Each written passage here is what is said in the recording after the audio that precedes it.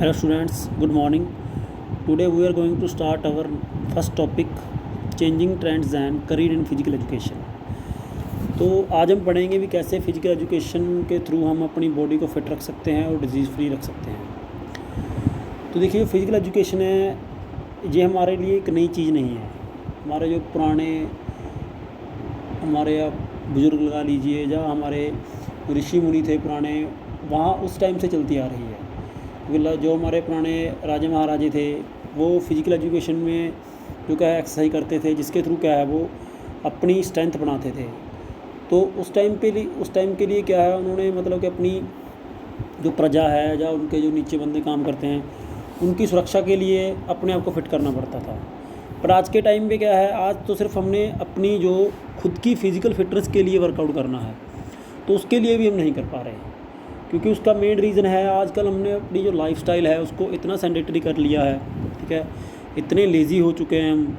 उसका main reason है हमारे जो इलेक्ट्रॉनिक गैजेट्स हैं।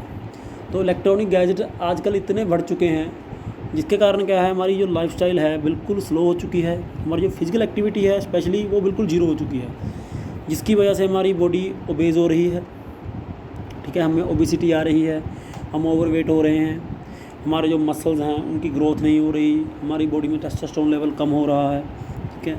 तो जिसमें हमारे जो रिप्रोडक्टिव सिस्टम है उनमें प्रॉब्लम आ रही है।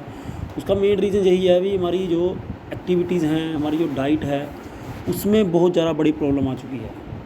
तो उस चीज़ को सेट करने के लिए हमें जो फिज़िकल एजुकेशन है उसको डेली रूटीन में करना ज़रूरी है। अगर हम डेली रूटीन में 40 मिनट के लिए फ़िज़िकल एक्टिविटी करते हैं, ठीक है, डेली रूटीन में, तो उससे क्या है, हमारी जो बॉडी है तो टोन अप हो जाएंगे हमारे मसल्स, हमारी बॉडी एक्टिव रहेगी, ठीक है।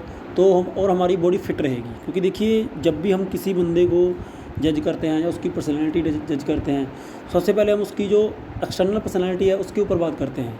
वो हमारी क्या है, बॉडी स्ट्रक्चर है हमारा। अगर हमारा बॉडी स्ट्रक्चर अच्छा है तो सभी हमारी तरफ अट्रैक्टिव होते हैं, ठीक है, और हमें अच्छा बोलते हैं। अगर हमारी बॉडी स्ट्रक्चर ही अच्छा नहीं है तो उससे क्या है, हमारी जो पर्सनैलिटी है, सामने वाला पहले से ही एक इमेज बना लेता है, हाँ जी ये बंदा कैसा है या कैसा होगा। तो इसलिए हमारी सबसे पहला स्टेप है वो है हमारी एक्सटर्नल पर्सनैलिटी। तो वो आपकी फ़िज़िकल एजुकेशन के थ्रू ही अच्छी हो सकती है, और फिज़िकल एजुकेशन के थ्रू आपकी बॉडी है जो फिट होना स्टार्ट हो जाती है। हमारे जो मसल्स डेवलप होने स्टार्ट हो जाते हैं, हमारे मसल की स्ट्रेंथ बननी स्टार्ट हो जाती है, हमारी बॉडी शेप में आना स्टार्ट हो जाती है, हमारा स्ट्रक्चर डेवलप हो जाता है। तो उसके लिए पूरी की पूरी जो फिज़िकल रिस्पॉन्सिबल है, इसके थ्रू क्या है, हमारी बॉडी फिट रहती है। तो हम अपने आप को फिट कैसे रख सकते हैं, उसमें क्या है, आपने डेली रूटीन में आप 40 मिनट एक्टिविटी कीजिए। 40 मिनट आपने कंटिन्यू एक्टिविटी करनी है, जिसमें आपने अपनी जो हार्ट रेट है, ठीक है, उसको 120 तक लेके जाना है। ये आपका मिनिमम है। जब आप 120 140 तक लेके जाएंगे तो बढ़िया बात है, ठीक है। तो कम से कम आपने 120 तक तो आपने अपनी जो हार्ट रेट है उसको रखना है, तब जाके आपको उसका बेनिफिट मिलेगा, ठीक है। और आपकी पूरे 40 मिनट आपकी हार्ट रेट इतनी डिस्टर्ब होनी चाहिए। अगर आपकी हार्ट रेट इतनी डिस्टर्ब रहेगी 40 मिनट तक, तो उससे क्या है, आपका वेट भी लूज़ होगा अगर आप ओबेज हैं, ठीक है, और आपकी बॉडी भी शेप में आना स्टार्ट हो जाएगी और आपके मसल्स भी टोन अप हो जाएंगे। और दूसरा, उसके बाद डिपेंड करती है हमारी डाइट। अगर हमारी डाइट अच्छी है तो डाइट के द्वारा क्या है, हम अपनी उससे जब हमारी डाइट अच्छी होगी तो ऑटोमेटिकली क्या है, हमारी जो बॉडी है सेट हो जाएगी। क्योंकि डाइट अच्छी होगी तो हमारे जो इंटरनल सिस्टम्स हैं उनकी वर्किंग भी अच्छी रहेगी, ठीक है जी। तो जब उनकी वर्किंग अच्छी होगी तो हम डिज़ीज़ फ्री रहेंगे। जब हम डिज़ीज़ फ्री रहेंगे तो ऑटोमेटिकली हमारी जो मूड है, हमारा जो बिहेवियर है वो भी सेट रहेगा। तो उससे क्या है, हमारी जो ओवरऑल फिज़िकल के थ्रू मतलब क्या है, हमारी जो ओवरऑल पर्सनैलिटी डेवलप होती है, हम ओवरऑल फिट होते हैं। इससे ओनली जो हमारा फिज़िकल फिटनेस नहीं है, इससे हमारी सभी चीज़ें जुड़ी हुई हैं। अगर हम फिज़िकली फिट रहेंगे, हमारे इंटरनल सिस्टम अच्छे से काम करेंगे, हमारी जो मूड है वो सेट रहेगा, तो ऑटोमेटिकली क्या है, हमारी मेंटली ग्रोथ भी होगी, हमारे इमोशंस भी हमारे कंट्रोल में रहेंगे, ठीक है।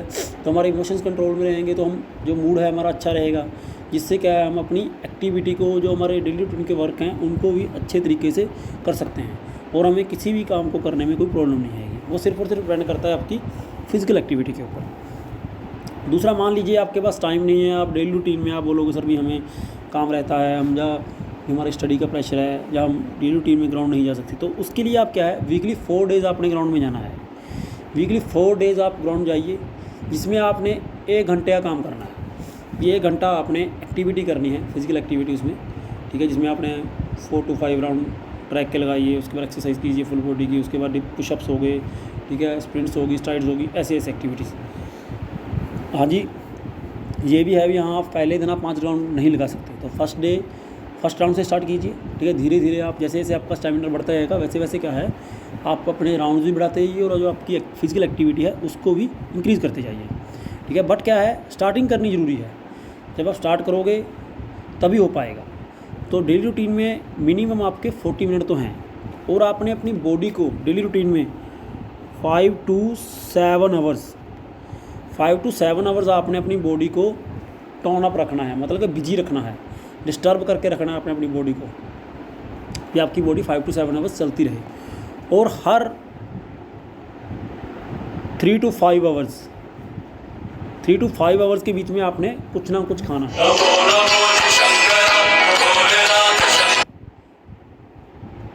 3 to 5 आवर के बीच में आपने कुछ ना कुछ भी खाइए, पर खाइए ज़रूर, ठीक है, जिससे क्या है आपकी जो आपका मेटाबॉलिज्म है वो भी फास्ट होगा। जैसे हम बात करें, मॉर्निंग आप ब्रेकफास्ट लीजिए अपना, 8 बजे तक ब्रेकफास्ट ख़त्म कीजिए, ठीक है। उसके बाद 3 घंटे बाद आपको भूख लगेगी, फिर आपने कोई ना कोई आप स्नैक्स लीजिए। स्नैक्स में आपने सैलड लेना है, कोई भी सैलड लीजिए, फ्रूट सैलड लीजिए चाहे वेजिटेबल सैलड लीजिए, ठीक है जी। मान लीजिए 11 साढ़े 11 बजे आपने 11:30 आपने अपना फ्रूट सैलड लिया, उसके बाद फिर आपने 1 PM आपने अपना लंच कर लिया, फिर आपने 4 PM to 5 PM आपने अपना जो क्या है कोई ना कोई स्नैक्स लिया, जिसमें आपने फ्रूट सैलड या वेजिटेबल सैलड फिर लिया, ठीक है। उसके बाद 7:30 8 PM आपने अपना जो क्या है जो डिनर है उसको फिनिश करना है। और जो आपका डिनर है और आपका जो बेड है, बेड मतलब कि आपने जब सोना है तो उसमें आपका मिनिमम 2 घंटों का गैप होना चाहिए। और सबसे इम्पोर्टेंट चीज़, कभी भी खाना खाने के बाद आपने वॉकिंग के लिए नहीं जाना। तो अगर आपने वॉकिंग जाना भी है तो कम से कम आपका खाने और आपके वॉकिंग के बीच में 40 मिनट का गैप होना चाहिए, ठीक है जी। तो तब आप वॉकिंग करने के लिए जा सकते हो। तो उसके लिए भी क्यों ज़रूरी है, क्योंकि 40 मिनट का गैप इसलिए ज़रूरी है, 30 to 40 मिनट, क्योंकि देखिए हमारे जो इंटरनल सिस्टम्स हैं, जैसे हमारा डाइजेस्टिव सिस्टम है, जब हम लोग खाना खाते हैं तब वो काम करता है, तो उसको काम करने के लिए ऑक्सीजन की ज़रूरत पड़ती है। तो ऑक्सीजन कहाँ होती है, हमारे ब्लड में। तो हमारा ब्लड की कंसंट्रेशन क्या है, सारी की सारी हमारे डाइजेस्टिव सिस्टम की तरफ हो जाती है, ठीक है, जब हम खाना खाते हैं तो वहाँ पे वो काम करना स्टार्ट कर देता है फास्ट। तो उसके बाद क्या है, जब आप वॉकिंग करना स्टार्ट कर देते हो खाना खाने के तुरंत बाद, तो वो क्या है, जो ब्लड की कंसंट्रेशन हमारे डाइजेस्टिव सिस्टम की तरफ होती है, तो वहाँ से हट के वो कहाँ चली जाती है, हमारी लेग्स की तरफ, क्योंकि हमारी लेग्स का वर्कआउट ज़्यादा बढ़ जाता है जब हम वॉकिंग करते हैं। तो उस टाइम पे क्या है, जो उसकी कंसंट्रेशन है वो डिस्टर्ब हो जाती है, तो लेग्स की तरफ चली जाती है, जिससे क्या है हमारा डाइजेस्टिव सिस्टम स्लो हो जाता है और हमारा खाना अच्छे से पचता नहीं है। तो इसलिए वॉकिंग कीजिए, वॉकिंग करने से आपको नहीं रोक रहे, बट आपने जब वॉकिंग करनी है तो आपके 40 मिनट का 30 to 40 मिनट आपका गैप होना चाहिए, क्योंकि उतने में हमारा जो फूड है वो डाइजेस्ट हो जाता है। और रात में हो सके तो लाइट खाइए, ठीक है, जैसे वेजिटेबल दलिया बॉइल्ड करके खाया आपने, ठीक है, तो बॉइल्ड चीज़ें खाइए रात में, वो जल्दी डाइजेस्ट होती हैं। नेक्स्ट है हमारा meaning and definition of physical education. तो फिजिकल एजुकेशन का मीनिंग क्या है, हमारी जो ओवरऑल डेवलपमेंट करना, ठीक है, इससे हमारे जो हमारी पूरी बॉडी है उसको डेवलप करना, और दूसरा क्या है, उसकी जो हमारी बॉडी है उसको पूरा टोन अप करना। तो इसके द्वारा क्या है, हम अपनी बॉडी को फिट रख सकते हैं और पूरा टोन अप कर सकते हैं।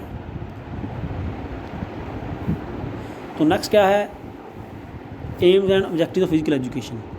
सबसे पहले क्या है, ऑर्गेनिक, जो देखिए एम और ऑब्जेक्टिव की बात करेंगे हम, तो देखिए एम हमेशा एक होता है किसी भी चीज़ का, एम होता है हमारा लक्ष्य, जो चीज़ हमने प्राप्त करनी है, अचीव करनी है, ठीक है। जैसे अभी आपने 10th पास की है, तो आपका मेन गोल क्या था, मेन एम क्या था, आपने भी 10th पास करनी है। वो नंबर वगैरह या कुछ भी वो बात की बात होती है, पर मेन क्या होता है, हमने उसको पास करना है, ठीक है। फर्स्ट सेकंड थर्ड जो भी आप आ रहे हो वो आपकी खुद की अचीवमेंट है, ठीक है, वो क्या बात की बात है, बट क्या आपका मेन एम क्या था, पास होना।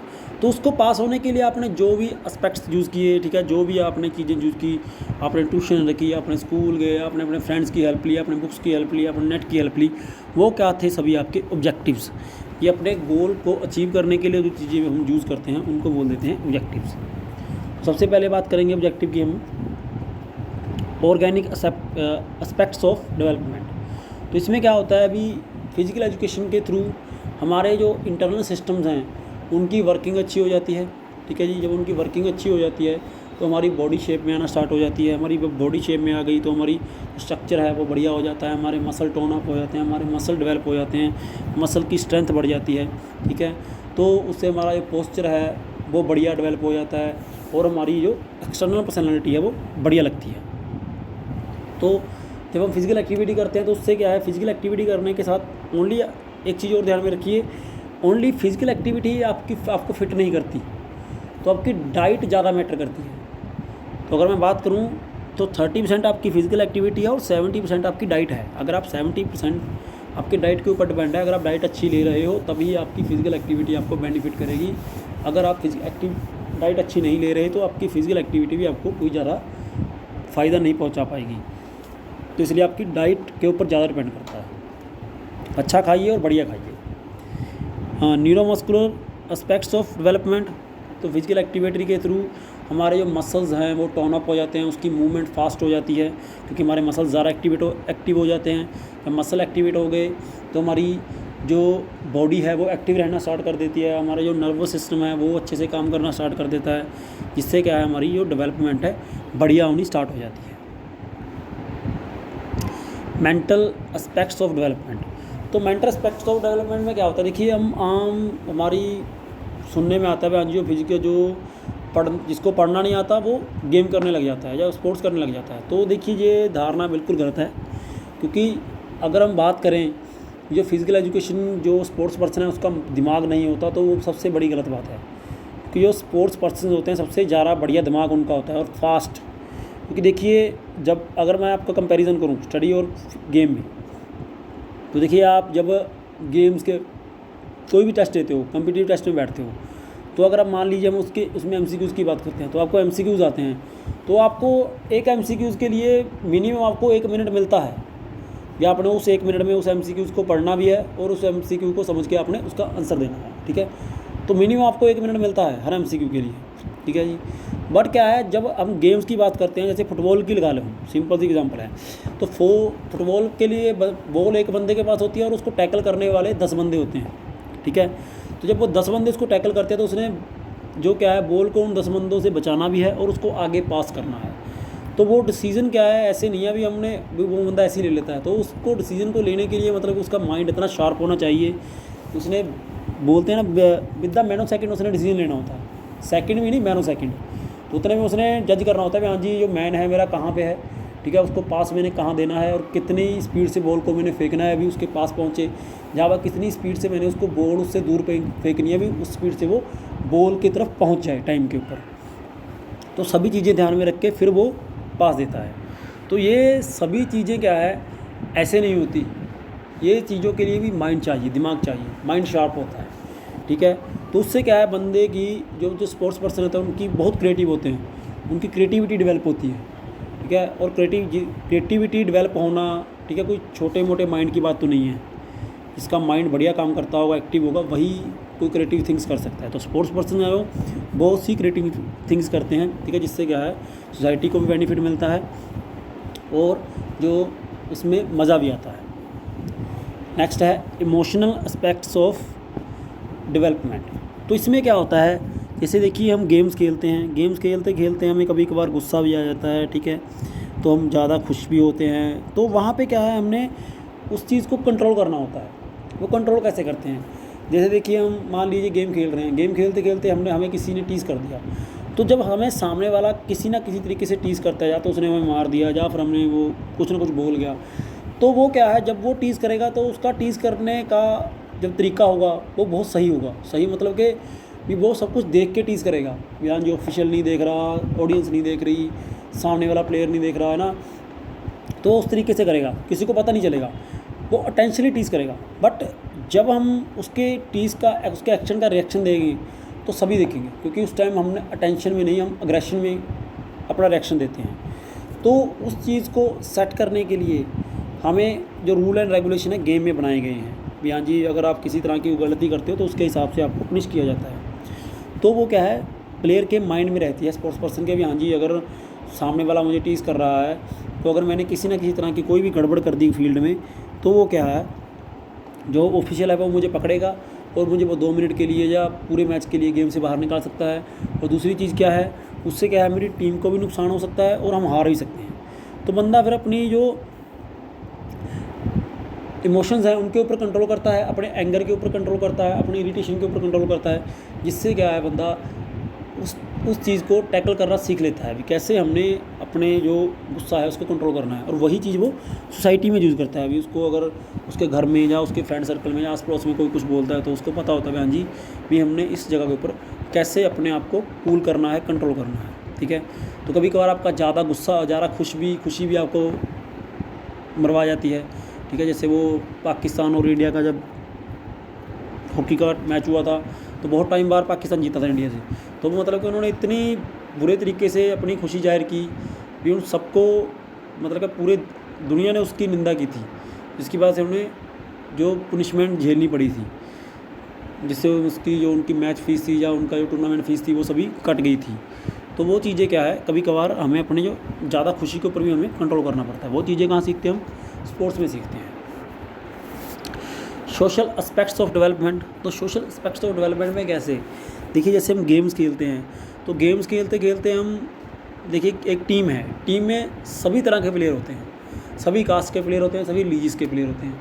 तो वहाँ पे हम खेलते हुए कभी ये नहीं बोलते भी हाँ जी भी इस टीम में मुस्लिम होगा तो मैं नहीं खेलूँगा, हिंदू होगा तो मैं नहीं खेलूँगा, सिख होगा तो मैं नहीं खेलूँगा, या अगर हम कास्ट की बात करें हाँ जी अगर इसमें SC है तो मैं नहीं खेलूँगा, अगर इसमें जर्नल है तो मैं नहीं खेलूँगा। ठीक है, सिख है या हिंदू है अभी मैं नहीं खेलूँगा, ऐसे कभी नहीं होता। तो सबको पता होता है भी हाँ जी जो टीम में प्लेयर है तो हर एक की अपनी अपनी एक परफॉर्मेंस है, अगर वो परफॉर्म करेगा तभी हमारी टीम जीतेगी, अगर हम मिलके खेलेंगे तो हम जीतेंगे, अदरवाइज़ क्या है हम कभी नहीं जीत पाएंगे।